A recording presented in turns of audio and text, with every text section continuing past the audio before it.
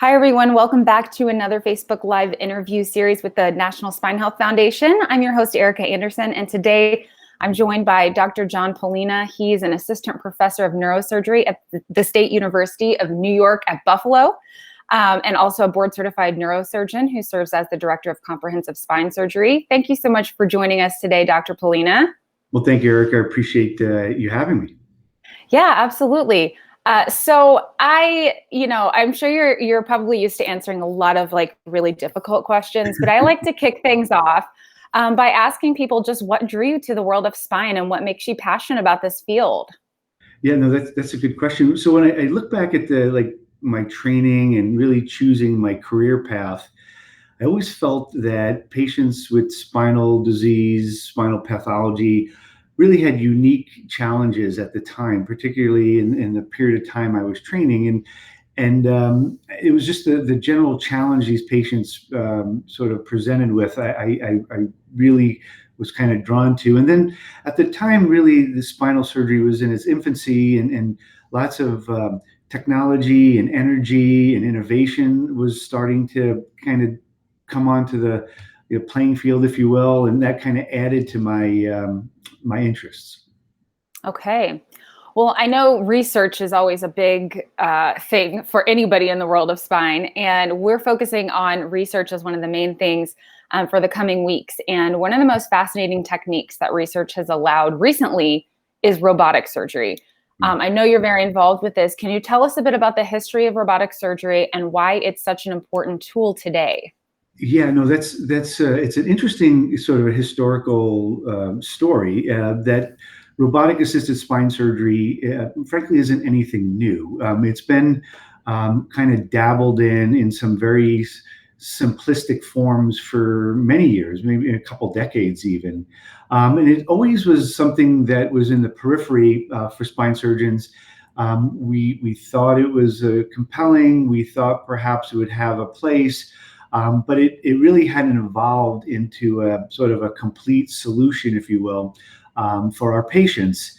And over the course of the last, say, maybe 5-6 years, we've seen a rapid evolution of this technology and the use of this platform to assist spine surgeons in the operating room. And what it basically has done is overcome some of the early limitations in how that technology or how robotics is applied in the operating room, and what we can fix with it, and how we use it, and how it impacts our ability to decide what to do for patients and how to do it. And really, it's sort of an old idea, if you will. In the last maybe 5 years, we've had sort of this revolutionary sort of resurgence and interest in this technology to really start to use it as a complete solution for patients with spinal disease needing spinal surgery. And so when someone is told yeah, we're going to do robotic surgery, that might sound kind of scary to them. So yeah. What maybe is something reassuring you would say, yeah, it's nothing to worry about. It's nothing, we've done this before.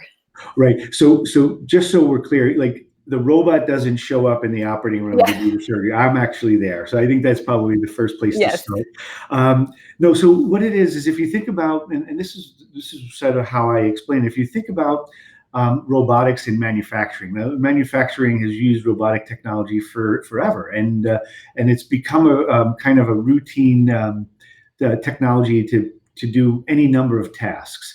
And so basically what it is that we use the advantages of robotic technology the same way a manufacturing company, say a car company, uses it to build a car. And that is, and essentially is what we're doing in spine surgery, is we're building a construct. We're creating this construct.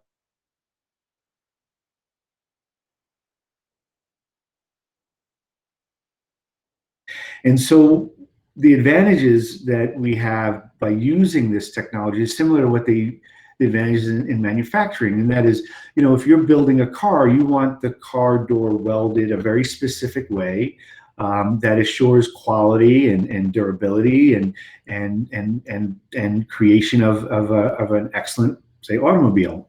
Well, that's what robotics allows us to do, is we can say before the day of surgery, this is what we need to accomplish, kind of plan that with the software and the robot in the robot, and then the day of surgery actually execute that so that we can do exactly what we want to do very accurately and reliably. And so that's the advantages of the technology in and of itself, is that before I even get to the surgery, I know what my plan is, how I want to do it, and then I'm able to sort of hit the go button and use the robot, or have the robot assist me in accomplishing that. Okay. Now, I know one of the big things is that this is minimally invasive.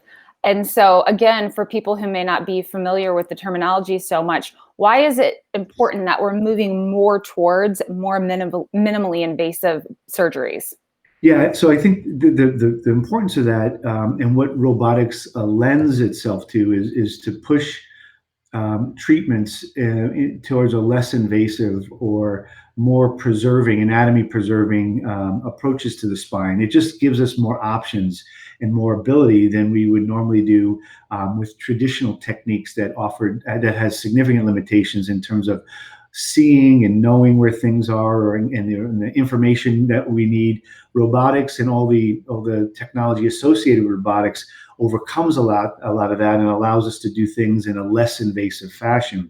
And I think that translates to better outcomes, quicker recovery, more satisfied patients, shorter hospitalizations, quicker return to work, all the things that we're trying to move towards in terms of improvement. Robotics kind of pushes things in that direction. Okay. Now, you mentioned in our email exchange that you had developed a newer spine surgical technique called PTP. Can you talk about that a little bit? Yeah, so this is an evolution of an older approach, which is a lateral approach to the vertebral column. But it's done in what we call the prone position, which is essentially the face down position. And the advantages of that position for the patient, and then some of the techniques and technology we apply to the patient in that position, allows us to improve the vertebral column alignment. So patients who have deformities of the spine, whether they be degenerative or scoliotic, we're able to correct that without having to do sort of major disruptive surgery to the spine or the vertebral column. And so it provides a very powerful tool for the spine surgeon to correct significant pathologies of the spine. And it can be coupled with other technological platforms like robotics or what we call navigation. So it allows a lot more, say, options for the spine surgeon to do things, and again, in a less invasive, minimally invasive fashion. So is that currently being used, or is it just going to be used soon? Yeah, no, we're currently, actually, in fact, tomorrow I'm doing a patient with this technique. So it's actually being used now in our operating rooms. We spent several years kind of developing the technique and overcoming some obstacles and improving it so that we can do it in a more reliable fashion. But yeah, no, we're doing it now. We're doing it now. Okay, so I have kind of a fun question. I think it's fun. So, you've been doing surgery for years, but what goes through your mind before you're about to go do a big surgery? I mean, obviously you want to make sure you get a lot of rest. You're well hydrated, eating a lot of good for you things. But do you have any sort of, I don't know, practices or mantras? Like, how do you get yourself psyched up for this? That's a good question. So I think I have, and I've had this sort of mental checklist before every operation now, 5 years ago, 10 years ago, so forth. One thing I want to do, I kind of constantly go over in my head is, okay, what is the problem? What is my prepared solution? What are the potential problems or pitfalls that I may run into?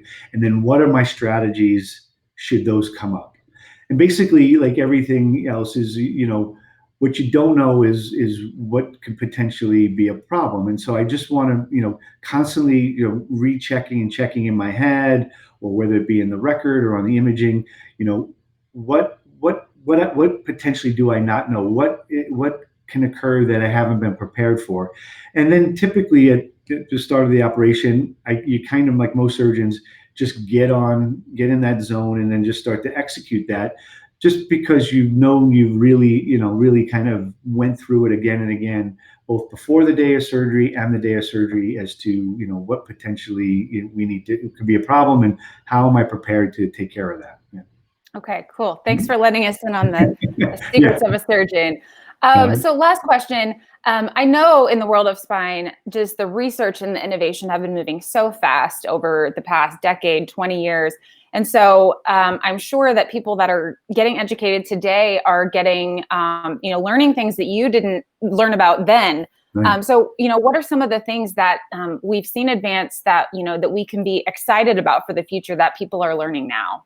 Yeah, so our trainees, our residents and fellows, obviously are learning in a lot of ways very different spine surgery than I did back in the 90s. And this is really a credit to all the biomedical engineers and pioneering physicians and so forth. I think the thing we see most different now in the operating room in the spine surgery sort of arena, compared to back when I was training, is the amount of information that a surgeon has on hand before and during and even after the operation. So things like robotics that incorporates navigation, so that we're able to navigate around the spine in a three-dimensional manner. We didn't have that.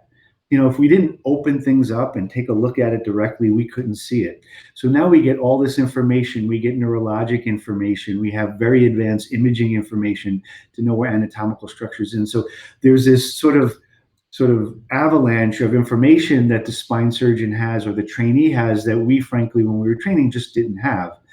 The challenge is sort of information overload. How do you synthesize all that information in sort of a logical manner, so that you can use it to help yourself to execute the surgical plan for the patient?